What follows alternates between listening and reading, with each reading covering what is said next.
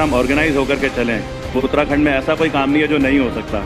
और वही सोच करके फिर मेरे को लगा कि अगर सरकार में जाऊंगा तो सरकार में जाकर के चीज़ों को और अच्छा कर सकता हूँ। बिजली तो छोड़ो, पूरा का पूरा डैम जो है वो उत्तराखंड की जगह जो रेवेन्यू जनरेशन है वो यूपी में जाता है। अगर उसका रेवेन्यू जनरेशन ही देख लो 1000 करोड़, तो पता है 1000 करोड़ में फ्री की बिजली है तो हक की बिजली है। यहाँ तो भ्रष्टाचार करप्शन इतना ज़्यादा हो गया है, 100 रुपये की चीज़ कीमत लगाई जाती है, ग्राउंड पे 10 रुपये खर्चे होते हैं। हम 50% भी रिड्यूस कर दें तो 58,000 करोड़ का वैसे ही डबल हो जाता है बजट। वो अजय कोठियाल जिसके इतने एक्सपीरियंस हैं, क्या उसे इस पॉलिटिकल डिजास्टर होते हुए अपने उत्तराखंड में अंदर नहीं आना चाहिए? हम एक चैलेंज लेकर के आ रखे हैं। जब हम बोल रहे हैं बिजली 300 यूनिट तो वो कह रहे हैं हम देंगे। हम कह रहे हैं कि मुख्यमंत्री चेहरा डिक्लेयर कर रहे हैं तो वहाँ वो चल रही है मुख्यमंत्री चेहरा करेंगे डिक्लेयर, मुख्यमंत्री चेहरा डिक्लेयर करेंगे। हम कह रहे हैं कि आध्यात्मिक राजधानी बनेगी तो वो कह रहे हैं आध्यात्मिक राजधानी हम बनाएंगे। तो हमने थोड़ी किसी से राष्ट्रवाद की बात करनी है। राष्ट्रवाद मैंने सिखाना है। ये जो 10,000 लड़के इंडियन आर्मी में भर्ती हुए हैं, ये पाकिस्तान आर्मी में नहीं गए, ये इंडियन आर्मी में गए हैं। तो मेरे को क्या राष्ट्रवाद पे डिस्कशन करना है? एक आदर्श समाज होना चाहिए जिसमें हर सेगमेंट के लोग हर टाइप के डिसिप्लिन में जाने चाहिए।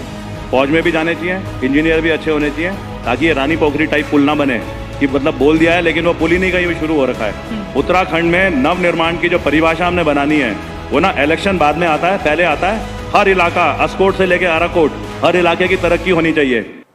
मैंने कोई 27 साल आर्मी में नौकरी करी है। कभी भी ऐसा मेरे को लगता नहीं था कि एक प्लान बनाऊंगा कि कभी भविष्य में पॉलिटिक्स में आऊँगा। आज भी मेरे को लगता है मैं ये जो राजनीति का जो शब्द है पॉलिटिक्स जिसे बोलते हैं, मैं बिल्कुल भी फिट नहीं हूँ उसके लिए। लेकिन क्या है, मैंने कुछ चीज़ें सीखी हैं, एक्सपीरियंस लिए हैं, और वो एक्सपीरियंस इसलिए लिए हैं क्योंकि मेरी किस्मत थी 20 साल की उम्र में उस ऑर्गेनाइजेशन में चला गया था जिसे इंडियन आर्मी बोलते हैं। और वहाँ पे कई बार ऐसी सिचुएशन आती है जिसमें आपको सामने से गोली चल रही है, सामने से अवलांच आ रहा है, कई नदियों में लोग बह रहे हैं और आपको इमीडिएट कुछ डिसीजन लेने हैं। और आपके छोटे से डिसीजन में अगर गलती हो गई तो आपकी जान तो जाएगी, आपके साथियों की भी जाएगी। हाँ। वो लीडरशिप की क्वालिटी मेरे को आती है। मेरे को जरूर समझ में आया, एक शादीशुदा आदमी नहीं हूँ। केदारनाथ में जब हमने रिकंस्ट्रक्शन का काम करा तो मेरे को लगा अगर हम ऑर्गेनाइज होकर के चलें तो उत्तराखंड में ऐसा कोई काम नहीं है जो नहीं हो सकता। और वही सोच करके फिर मेरे को लगा कि अगर सरकार में जाऊंगा तो सरकार में जाकर के चीज़ों को और अच्छा कर सकता हूँ। और सरकार में जाने के लिए मेरे को दिखा एक पार्टी जिसे आम आदमी पार्टी बोलते हैं, जिसने अपने को प्रूव करा दिल्ली जैसी जगह पे एक आंदोलन से निकल के जो आई, जिसे बोलते हैं इंडिया अगेंस्ट करप्शन।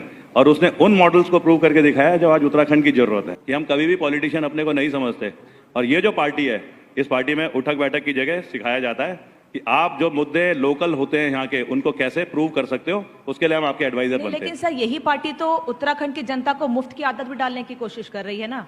दिल्ली में आपने मुफ्त बिजली पानी दिया, क्या उत्तराखंड की स्वाभिमानी जनता, उत्तराखंड के लोग इस मुफ्त के दावे में, वादों में आ जाएंगे? मुफ्त बिजली, मुफ्त पानी, कम पैसे में 200 यूनिट मुफ्त, 300 यूनिट मुफ्त। मैं एक बार एक इंटरनेशनल कंपटीशन था, उसके लिए मैं कोई 1 महीने के लिए गया था इंग्लैंड, यूके। तो वहाँ पे मैं उनसे बात कर रहा था लोगों से, जैसे ही होता है नॉर्मल डिस्कशन। तो वो कहते हैं हमारे यहाँ, मैंने पूछा तुम्हारे यहाँ सबसे अट्रैक्टिव चीज़ क्या है, स्कीम क्या है? कहते हैं फ्री का यहाँ पे हेल्थ स्कीम है, और वो इतना बढ़िया मॉडल है कि वो सबसे हाईएस्ट माना जाता है। कुछ चीज़ें होती हैं जिन्हें बोलते हैं फ्रीबीज। कुछ चीज़ें होती हैं जो आज हक है समाज का, एक जनता का, जो कि सरकार को देना चाहिए। आज अगर आप बात करें, हमारा जो पहला पॉइंट था, पहला जो बिंदु था 300 यूनिट फ्री बिजली। आप देखिए सबसे बड़ा डैम एशिया का कौन सा है? टिहरी डैम। टिहरी डैम जब बना गंगा नदी, पावन नदी के ऊपर, वहां पे ना वाटर बॉडी है, उससे वो चैनलाइज करा जाता है, कट एंड फिल वाला जो कॉन्सेप्ट से बना है, और उससे इलेक्ट्रिसिटी जनरेट होती है। 1.25 लाख के करीब लोगों का वहां से विस्थापन हुआ। पता लोगों की भावना है वहां से, अपना उनका देवी देवता होते थे, थात होती थी, वो मंदिर होता था, वो पेड़ होता था जिसकी पूजा होती थी। वहां पे उन लोगों के पूर्वज वहीं पे जले, वहीं पे पैदा हुए, वो वाला इलाका था। भावनाओं के खिलाफ अपने को उन जगह से हटाने के लिए उन्होंने देश की तरक्की के लिए करा। उनको प्रॉमिस करा गया कि आपको विस्थापित करने के लिए पूरा पैसा दिया जाएगा, आपको फ्री की बिजली दी जाएगी। आज वो बिजली तो छोड़ो, पूरा का पूरा डैम जो है वो उत्तराखंड की जगह जो रेवेन्यू जनरेशन है वो यूपी में जाता है। अगर उसका रेवेन्यू जनरेशन ही देख लो 1000 करोड़, तो पता है 1000 करोड़ में फ्री की बिजली है तो हक की बिजली है। ये तो आदेश होने चाहिए कि हो सकता है बिजली अगर और एक्स्ट्रा हो तो हम एरिया डेवलपमेंट में भी उस पैसे को लगाएं। मेरा पॉइंट यह है कि हम क्योंकि पॉलिटिशियन नहीं है, हम तो चाहते हैं, हम आए इस फील्ड में इसलिए, देखो केदारनाथ क्यों गया मैं काम करने के लिए, इंजीनियर भी नहीं हूं, लेकिन कोई जाने को तैयार ही नहीं था। सरकार बोल रही थी 5 साल तक यात्रा रोक के रखो, ये सब रिटर्न है, ये फैक्ट्स हैं। उस टाइम पे हम केदारनाथ गए क्योंकि चैलेंज था।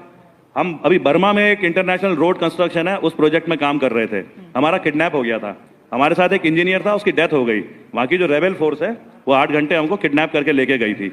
हमने लेकिन उस चैलेंज में आज वो काम शुरू करा दिया है। यहाँ पॉलिटिकल डिजास्टर हो रखा है। क्या अजय कोठियाल, जिसके घर में सबको, कोई अजय कोठियाल से जरूरत नहीं है कि देखभाल करने की, वो अजय कोठियाल जिसके इतने एक्सपीरियंस हैं, क्या उसे इस पॉलिटिकल डिजास्टर होते हुए अपने उत्तराखंड में अंदर नहीं आना चाहिए? हम एक चैलेंज लेकर के आ रखे हैं, लेकिन हमारा मकसद पॉलिटिकल नहीं है।